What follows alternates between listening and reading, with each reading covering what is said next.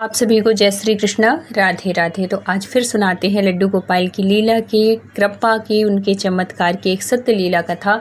और इस कथा के माध्यम से आप बहुत कुछ सीखेंगे और जन्माष्टमी में कैसे सेवा करनी है, कैसे पूजा में कोई गलती ना हो, जिससे हमारे लड्डू गोपाल कभी भी हमसे रुष्ट ना हो और हमेशा जागृत रहें, हमेशा अपनी कृपा बरसाते रहें, क्योंकि हमसे जाने अनजाने ये गलतियां हो जाती हैं। तो अगर आपके घर में या आपके परिवार में, रिश्तेदारों में, किसी के भी आस पड़ोस में, किसी के भी पहचान में आपके लड्डू गोपाल हैं, तो ये वीडियो उन तक ज़रूर शेयर करिएगा, जिससे कि उनसे भी जन्माष्टमी के टाइम पे कोई त्रुटि ना हो, कोई गलती ना हो। तो ये जो सत्य लीला कथा है, ये नेहा जी ने दिल्ली से शेयर की है। नेहा जी बताती हैं कि जो पिछली जन्माष्टमी थी ना, उसमें उनसे कुछ त्रुटि हो गई थी। तो देखो, जन्माष्टमी हर बार वैसे ही मनाई जाती है, ऐसे नहीं होता है कि इस साल कुछ और मनाएंगे, अगले साल कुछ और मनाएंगे, ऐसा नहीं होता। हम भगवान की सेवा, भगवान के जन्म वैसे ही करते हैं हर बार, लेकिन जन्म मनाने में बहुत से लोगों को जानकारी नहीं होती है और अनजानवश उनसे त्रुटि हो जाती है। तो क्या हमें गलती नहीं करना है और कैसे हमें जन्म मनाना है, और इस सत्य लीला कथा के माध्यम से आप सब कुछ समझेंगे। तो ये जो नेहा जी हैं, ये लड्डू गोपाल की बिल्कुल भी सेवा नहीं करती थी। बहुत मतलब इनकी इच्छा तो थी बहुत टाइम से, लेकिन इनके घर में लड्डू गोपाल नहीं थी। और इनके घर में जब लड्डू गोपाल थे ही नहीं, तो ये सेवा का कुछ भी नहीं जानती थी। लेकिन देखते देखते, कहते हैं ना कि जैसे हम देखते हैं, जैसा हम सोचते हैं, वैसे ही हमारे विचार आते हैं और वैसे ही हम हो जाते हैं। तो संगत का भी बहुत असर पड़ता है हमारे जीवन में। अगर हम बहुत अच्छे हैं, सब कुछ अच्छा है, लेकिन अगर हमारी संगत, अगर 10 लोग बहुत अच्छे हैं और एक भी ख़राब है ना, और उसके साथ हमारी संगति है, तो हम बिगड़ जाएंगे या कि हमारे भाव बदल जाएंगे। इसीलिए कहते हैं कि अपने साथ जो भी आपके फ्रेंड हों, दोस्त हों, उनके साथ ऐसे लोगों का संग करिए जो कि आपके विचार से मिलते हों, जो भक्ति की लाइन में हो, क्योंकि जो भक्त होता है वो कभी भी अपने दोस्त का बुरा नहीं चाहता और कभी गलत रास्ते पे नहीं ले जाता। और गलत रास्ते में चले भी गए हो तो उसको सही रास्ते में ले आएगा। ये भक्त की पहचान होती है, क्योंकि उसके ऊपर कृपा होती है भगवान की। तो ये जो नेहा जी थी, ये पहले कुछ भी नहीं जानती थी, ना तो लड्डू गोपाल की कभी सेवा करती थी और ना ही इनके भाव जुड़े थे। लेकिन कुछ महीने पहले ही इनकी दोस्ती एक इनकी फ्रेंड सी बन जाती है और वो लड्डू गोपाल की बहुत सेवा करती है। और वो उसका ट्रांसफ़र हुआ था, पहले ये आगरा में रहती थी, आगरा से दिल्ली आई, और मतलब दोनों पड़ोसी हो गए, पड़ोसी के नाते फिर फ्रेंडशिप हो गई, आना जाना, घर सब कुछ ये चलता रहा।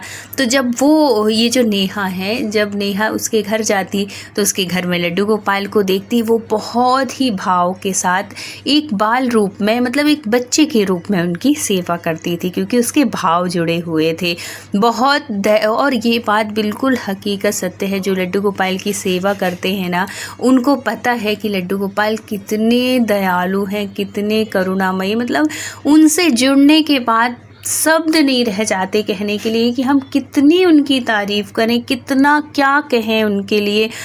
इतना आनंद में जीवन हो जाता है, इतना बहुत ही करुणामयी है। तो ऐसे ही इनकी जो सहेली थी, इसका भी बहुत ही आनंद से जीवन चल रहा था। देखो, हर चीज़ हम पैसे से नहीं तौल सकते कि अगर पैसा होगा तभी हम खुश रहेंगे या पैसा होगा तभी हम सुखी रहेंगे। कम पैसे में भी बहुत अच्छे से जीवन व्यतीत हो सकता है। बहुत ही आनंद से जीवन तभी व्यतीत होता है जब हम भक्ति से जुड़े होते हैं। अगर हमारे पास भक्ति नहीं है तो हमारे पास कितना भी पैसा रहे, कुछ भी रहे, हमारे जीवन में सुकून नहीं रहेगा। और वो पैसा अगर हम गलत तरीके से, अगर हमारे घर में पैसा आ रहा है ना, तो वो पैसा आप देख लीजिएगा, अंदाज लीजिएगा कि वो पैसा हमेशा आपका भी इसी तरीके से जाएगा। चाहे आपके घर में कोई ना कोई, चाहे बीमार रहता हो तो बीमारी के माध्यम से निकले, या कोर्ट केस चल रहे हो, या कि कुछ भी एक्सीडेंट, कुछ भी इस तरीके से हो रहा हो, तो आप कितना भी कमा लो, आपका पैसा इसी गलत तरीके से ही निकले। गलत तरीके से कमाया गया धन हमेशा गलत रास्ते से ही जाता है। लेकिन जो मेहनत करके कमाते हैं और सच्चे उससे चलते हैं, और वो जो धन होता है ना, वो बहुत ही अच्छे से शांति रहती है, सुकून रहता है उस धन में, चाहे वो भले कम हो लेकिन सुकून बहुत रहता है। इसलिए हमेशा ज़्यादा पैसे के चक्कर में मत रहिए, भगवान की उसमें रहिए, शरण में रहिए। वो आपकी सारी ज़रूरतें कैसे पूरी करना है वो सब जानते हैं। होता है कैसे जुड़ती है नेहा लड्डू गोपाल से, सुनिए। तो जो नेहा है, इनकी छोटी बेटी है, छोटी सी है, मतलब फर्स्ट क्लास में है, और इसकी भी बेटी जो इनकी फ्रेंड थी, इनकी भी बेटी उसी स्कूल में पढ़ती थी, और पड़ोस के नाते भी, तो दोनों स्कूल भी साथ में जाते थे, तो बस स्टॉप में मिलना, हर नीचे उतरना तो मिलना, ऐसे करके इनकी दोस्ती हुई। दोस्ती से अब ये लोग घर आने जाने लगे, और जब ये घर जाती तो उनको लड्डू गोपाल को बड़े सुंदर से उनकी जो फ्रेंड थी वो सजा के रखती, बहुत अच्छे से पूजा पाठ करती, अच्छी सुगंध, मतलब उनके घर से खुशबू आती थी। और ये पहचान होती है कि जिस घर में भगवान का वास होता है उस घर में बदबू नहीं आती, उस घर में सुगंध ही, मतलब जैसे हम इत्र लगाते हैं, अगरबत्ती धूप बत्ती लगाते हैं तो उसकी खुशबू रहती है ना, फूलों की खुशबू, वैसे खुशबू रहती है। तो उसके घर में और जिसके घर में लड्डू गोपाल की सेवा होती है, भगवान की सेवा होती है, उस घर में सुकून रहता है, मतलब घर में प्रवेश करते ही एक शांति का माहौल होता है, मतलब सुकून सा लगता है उस घर में। ऐसे ही था इनके साथ भी, ये जाती तो घंटों घंटों बैठती, और वो ज़्यादा वैसी बातें नहीं करती थी। वो जब भी बात करती थी तो कहीं भगवान की कोई भी लीला के बारे में बताना, कुछ भी भक्तों का चरित्र बताना, मतलब वो धार्मिक थी, भक्ति से जुड़ी हुई थी, तो उसको ऐसी ही बातें पसंद आती थी। पहले तो शुरू में इसको वो चीज़ अच्छी नहीं लगी, लेकिन सुनते सुनते कहते हैं ना कि जब हम वही चीज़ वो करते हैं तो हमारे मन में भी वो भाव आने लगते हैं। तो अब इसको वो कथाएँ अच्छी लगने लगी, लड्डू गोपाल की से जुड़ी जो उसके अनुभूतियाँ होती, लड्डू गोपाल की जो अनुभूति होती थी वो बताने लगी। स्वप्न में कभी कुछ दर्शन हुए तो वो लीला बताने लगी, तो इसका बड़ा मन करता कि यार बहुत कृपालु है सच में लड्डू गोपाल। और वो बीच बीच में कोई ना कोई ऐसे अपने अनुभव बताती कि कभी वो परेशानी में रहती, कभी जैसे ऑफिस में उसके हस्बैंड के साथ कोई दिक्कत है, कोई प्रमोशन को लेके कुछ भी, तो वो अपने लड्डू गोपाल के सामने कुछ विनती करती, कुछ प्रार्थना करती, तो वो पूरी होती। तो इस भाव से भी, और वो देखती कि कितना अच्छा लगता है, कितना सुकून, पूरे टाइम वो बिज़ी रहती है अपने लड्डू गोपाल की सेवा में। ये चीज़ भी उसको बहुत अच्छी लगी कि फालतू में 4 लोगों के पास 4 औरतों से बैठने से अच्छा, यहाँ की बुराई वहाँ की बुराई से अच्छा मैं भी लड्डू गोपाल की सेवा करूँ और मैं भी बिजी रहूँगी। तो ये होता है संगत का असर। अगर किसी दूसरी लेडीज़ के साथ रहती है, दूसरी फ्रेंड के साथ रहती है जो किटी पार्टी और क्लब और यहाँ वहाँ घूमने फिरने में रहती, तो उसका मन भी क्या होता कि वैसे ही हो जाता। लेकिन जब संगत अच्छी होती है तो हमारे विचार अपने आप अच्छे हो जाते हैं। तो वो भी अपनी फ्रेंड से कहती है कि मेरा भी मन कर रहा है कि मैं भी लड्डू गोपाल की सेवा करूं, तुमको देख के बहुत अच्छा लगता है। तो जो भक्त होते हैं ना, वो हमेशा चाहते हैं कि हमारे साथ के भी जो भी हमारे फ्रेंड हैं वो भी इस लाइन से जुड़े। तो वो बहुत खुश हो गई, बोली कि ठीक है, अगर तुम लड्डू गोपाल की सेवा, अगर तुम्हारा मन है और तुम कर लोगी तो मैं तुमको लड्डू गोपाल मतलब भेंट के रूप में तुमको दूंगी, ऐसे जैसे गिफ्ट देते ना उस वैसे उसने कहा। तो वो बहुत खुश हो गई, और कहते भी हैं कि लड्डू गोपाल अगर आपको गिफ्ट के तौर पे मिले या कि स्वयं आके वैसे मिलते हैं ना, तो ये बहुत अच्छी बात होती है। ये उसके लिए ये समझा जाता है कि लड्डू गोपाल आपसे बहुत प्रसन्न है और स्वयं आए हैं, ये होता है। तो कुछ दिन के बाद ये जाती है, क्योंकि वृंदावन आगरा से वृंदावन ना तो बहुत दूर है और ना ही दिल्ली से वृंदावन बहुत दूर है। मतलब सुबह अगर कोई अपने वाहन से भी जाएगा ना तो रात में आ जाएगा, इतनी दूरी है अच्छे से दर्शन वर्शन करके। तो ये जन्माष्टमी से 15 दिन पहले जाती है, वृंदावन जाती है, और वहाँ से, क्योंकि ये हमेशा अपने लड्डू गोपाल की जो पोशाक है वो हमेशा वहीं से लाती थी। बिहारी जी के दर्शन भी, सारे जो ठाकुर हैं उनके दर्शन, और फिर उसके बाद वो भगवान की जो भी ज़रूरतों की चीज़ें होती थी तो वो वहीं से लाया करती थी, चाहे इत्र हो, चंदन हो, पोशाक हो और भी चीज़ जो हैं तो वो सब कुछ वहीं से लाती थी। तो ये भी लड्डू गोपाल के इसके लिए, अपनी फ्रेंड के लिए, नेहा के लिए लड्डू गोपाल लेती है और वहीं से उनके लिए कुछ वस्त्र लेती है कि जैसे अब नेहा एकदम से तो भाई लड्डू गोपाल आते हैं तो पहले से तो कोई वो नहीं रहता और है तो हम इतनी तैयारी नहीं किए रहते, वो हमें पता भी नहीं रहता। जो शुरू सेवा करते हैं तो करते करते फिर सारी जानकारी हो जाती है, तो वो लेके आती है और उसको लड्डू गोपाल देती है कि अब ये तुम सेवा करना, और अच्छे से समझा देती है कैसे सेवा करना है, कैसे भोग लगाना है, कैसे सब कुछ करना है।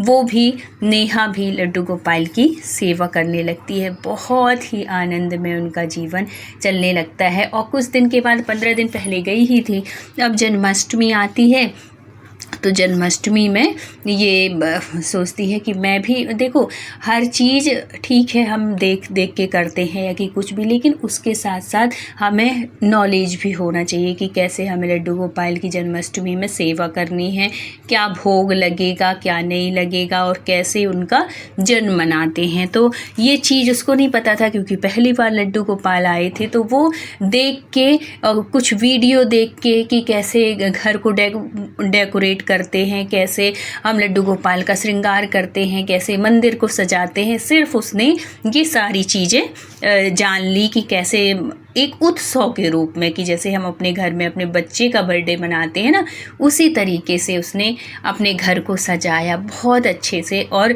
भगवान ना भाव के भूखे होते हैं, ये बात बिल्कुल हकीकत है।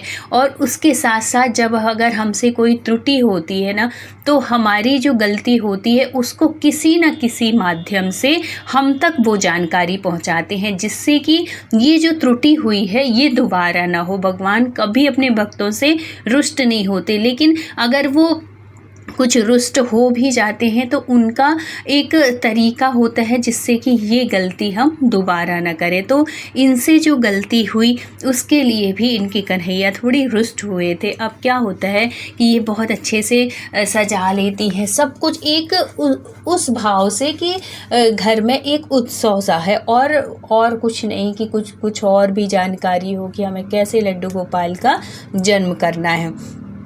तो सब कुछ अच्छे से वो करके, और इन्होंने क्या किया, केक मंगाया। जैसे हम बच्चे के लिए केक वो करते हैं ना, केक कटवाते हैं, और वो सब जो आजकल सोशल मीडिया में चलता है, देखा सीखी और है। उसके मन में ये था कि ये भी मेरे बच्चे जैसे हैं, जैसे मैं अपनी बच्ची बेटी का मनाती हूँ वैसे इनका भी मनाऊंगी। लेकिन लड्डू गोपाल से और बच्चे से बहुत अंतर होता है। मतलब वो भगवान है, उनको भगवान है तो उनको उसी तरीके से हम उनकी सेवा करेंगे और वैसे ही जन्मदिन मनाएंगे। इसका मतलब ये नहीं कि अगर वो आपने बच्चा माना है तो उनको केक भी कटवाओगे और अगरबत्ती जलती हुई फुकवाओगे। उससे अच्छा है कि जैसे मनाते हैं वैसे मनाओ। तो कैसे मनाना चाहिए लड्डू गोपाल का मतलब जन्मदिन, जन्माष्टमी में कैसे सेवा की जाती है, जो कि इन्होंने नहीं किया। अब क्या होता है कि इन्होंने इस तरीके से मनाया, जैसे ही रात के 12 बजते हैं तो पहले वो अपने घर को बहुत अच्छे से बलून से सजा लेती है, मंदिर को भी बहुत अच्छे बलून लगा लेती है और खूब सुंदर से सजाती है, खूब अच्छे से सजा लेती है कि जैसे एक बहुत तरीके से। और वीडियो भी कुछ देखी, कुछ खुद से भी उसने वो किया और अच्छे से लड्डू गोपाल को बिठा ली और सब कुछ वो किया। फिर जैसे ही 12 बजते हैं, क्योंकि उसको पता था कि 12 बजे ही लड्डू गोपाल का जन्म उत्सव मनाते हैं, तो जैसे ही 12 बजते हैं तो बड़े बड़े शहरों में क्या होता है ना कि जो बलून है वो फोड़ने लगते हैं या कि पटाखे फोड़ते हैं, तो उससे भी और पता चल जाता है। तो जैसे ही 12 बजे वैसे ही इसने केक पहले से मंगा ली थी, तो ये केक कटवाती है और छोटी सी जो उसकी बेटी थी उसी को साथ लेके और लड्डू गोपाल को साथ लेके उसमें कैंडल लगवाती है, कैंडल जलते हैं। फिर वो जो बेटी थी वो कैंडल फूंकती है और केक जैसे अपन बच्चे का बर्थडे मनाते हैं उस तरीके से, इस तरीके से उसने मनाया बहुत अच्छे से सब कुछ, अपने मन में कि मैंने बहुत अच्छे से सब कुछ कर दिया। लेकिन यहीं पे उसने त्रुटि की। लड्डू गोपाल का जन्मदिन ऐसे नहीं मनाते हैं। लड्डू गोपाल का जन्मदिन हम रात में 12 बजे, उससे पहले हम खीरा से उनका जन्मदिन मनाते हैं। तो खीरा को क्या करते हैं, और खीरा कैसे लेना चाहिए इसकी भी एक विधि है। खीरा हमेशा जो उसमें वो लगी रहती है ना, मतलब पूरा कटा हुआ नहीं होना चाहिए, वो थोड़ी सा जो नरुआ होता है वो लगा रहना चाहिए। तो उससे क्या करते हैं कि वो जब होता है तो वो एक नाल के रूप में हम उसको वो करते हैं कि ये एक जैसे नाल भेदन होता है वो है, वो तरीका है। मतलब अपने मन से सोच के, या कि भगवान की वैसे तो हम कर नहीं सकते, तो यही एक भाव होता है खीरे को लेके। तो खीरे को पहले उसको चीरा लगाते हैं बीच से। तो चीरा कैसे लगाते हैं, चाकू से खीरा को कभी नहीं काटते हैं। खीरा हमेशा चांदी के सिक्का से वो करना चाहिए, या कि अगर आपके पास चांदी का सिक्का नहीं है तो आप किसी भी सिक्का से, 1 के, 2 के, 5 के, 10 के, ऐसे सिक्के से 20 से उसको कट करते हैं। ये भी जानकारी होना बहुत ज़रूरी है कि खीरा को कट कैसे करना है। बहुत से लोगों के पास ये जानकारी नहीं होती। खीरा को चाकू से काटते हैं और उसी से फिर उनका वो करते हैं, जन्माष्टमी मनाते हैं उनको। मतलब जैसे वो पद्धति है वैसे करते हैं। तो ऐसे नहीं करना चाहिए। पहले सिक्के से उसको चीरा लगाओ और फिर उसके अंदर का सब कुछ निकाल के, अगर छोटे से लड्डू गोपाल हैं तो उसको उनके अंदर उनके आँख में पट्टी बांध के, मतलब ये भाव हो कि ये मतलब भगवान का जन्म हो रहा है। और उस टाइम पे थोड़ी देर अंदर रख के, आँख में पट्टी लगा के, और उनको उसी खीरे के अंदर करके और पर्दा लगा के थोड़ी देर के लिए छोड़ देना चाहिए। फिर थोड़ी देर के बाद उस पर्दे को खोलो और फिर उनकी पट्टी निकाल के खीरे से उनको बाहर निकाल के उनका अभिषेक करो। अभिषेक के बाद उनको निकाल के, और फिर वो जो नाल जैसे होती है ना, वो जो थोड़ी सा खीरा से निकला होता है, जो जड़ सी होती है, उसको काटते हैं। तो वो नाल भेदन कहलाता है। और फिर भगवान का अभिषेक करो, उनको बहुत अच्छे न्यू वस्त्र पहनाओ उस टाइम पे, और अच्छे से खूब सुगंधी अगरबत्ती, धूप बत्ती, अगरबत्ती नहीं लगाना चाहिए, धूप बत्ती लगाओ, इत्र लगाओ, फिर बहुत अच्छे से श्रृंगार करो। फिर आपकी जितनी श्रद्धा हो उस हिसाब से आप उनको भोग लगाओ, और भोग में 56 भोग लगा दो, और भी अच्छा है। अगर 56 नहीं भी लगा पाते तो जितनी आपकी श्रद्धा है उसमें आप पंजीरी ज़रूर बनाइए, चाहे वो इसकी वो पंजीरी, धनिया की पंजीरी हो, या कि आटा और सब कुछ पंचमेवा मिला के ये बना लो। जैसी भी श्रद्धा हो, जैसे भी आपसे बन सके वैसे, लेकिन पंजीरी का भोग ज़रूर लगाना चाहिए। और फिर पंचामृत लगाना चाहिए, कुछ मिष्ठान रखना चाहिए, खीर बनाना, जितना आपसे हो सके और जितना ज़्यादा से ज़्यादा आप कर सको, जितना भाव हो उस हिसाब से, जितना ज़्यादा से ज़्यादा, जितना कम से कम, जैसे आपकी श्रद्धा हो, जैसे आपके भाव हो। तो इस तरीके से जब हम भोग लगाते हैं, इस तरीके से जब हम जन्म उत्सव करते हैं, तो हमारे कन्हैया बहुत प्रसन्न होते हैं। तो क्या होता है कि उस दिन जब इसने इस तरीके से किया और बहुत प्रसन्न हो गई, तो उसी दिन रात में इसको अजीब से स्वप्न, अजीब से वो ऐसा कि जैसे बहुत, मतलब जब हम बहुत विचलित से हो जाते हैं ना, इस तरीके से बहुत डरावने से स्वप्न, और उसमें भी कन्हैया को बहुत रुष्ट होना, ऐसा लगा कि जैसे कन्हैया हमारे दरवाजे से एक छोटे से बाल रूप में बाहर निकलते हुए जा रहे हैं। तो ये जब देखती है तो इसको बड़ा वो लगता है कि कन्हैया तो हमेशा घर के अंदर होना चाहिए, ये बाहर जाते हुए क्यों दिखती हैं। तो फिर वो सुबह जब होती है ना, थोड़ी देर के बाद की सुबह मैं क्या अपनी फ्रेंड से बोल, थोड़ी टाइम के बाद वो अपने फ्रेंड के पास, उसी के पास जाती है जो लड्डू गोपाल की सेवा करती हैं। तो फिर वो ऐसी बातों में सब कुछ बताती है कि मैंने बहुत अच्छे से ऐसे लड्डू गोपाल का केक मंगवाया, केक कटवाया, ये सब चीज़ जब वो सुनती है तो कहती है केक कटवाया, वो लड्डू गोपाल है, मतलब साक्षात भगवान है। भगवान के ज़माने में ये सब केक वेक कुछ नहीं, उनको माखन मिश्री बहुत प्रिय है। तो आप माखन मिश्री का भोग तो ज़रूर लगाइएगा। उनको बांसुरी बहुत पसंद है, जो उनकी पसंद है ना, वो उनको उस दिन ज़रूर समर्पित करिएगा।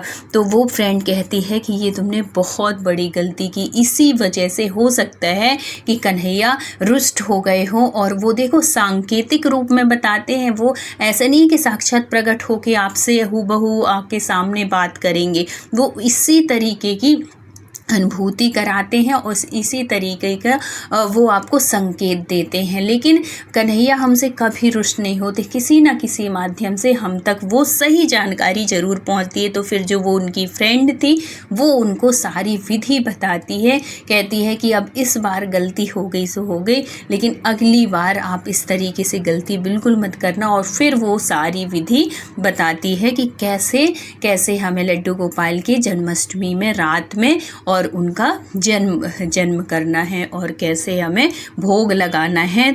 तो इसी तरीके से फिर वो लड्डू गोपाल की सेवा के बारे में जान जाती है। तो आपको भी लड्डू गोपाल का जन्म इसी तरीके से मनाना है। और फिर लड्डू गोपाल कुछ दिन में ही जब वो माफ़ी मांगती है, अपनी गलती स्वीकार करती है, तो एक दिन ऐसा होता है कि उसको फिर स्वप्न में लड्डू गोपाल खूब हंसते खिलखिलाते हुए दिखते हैं।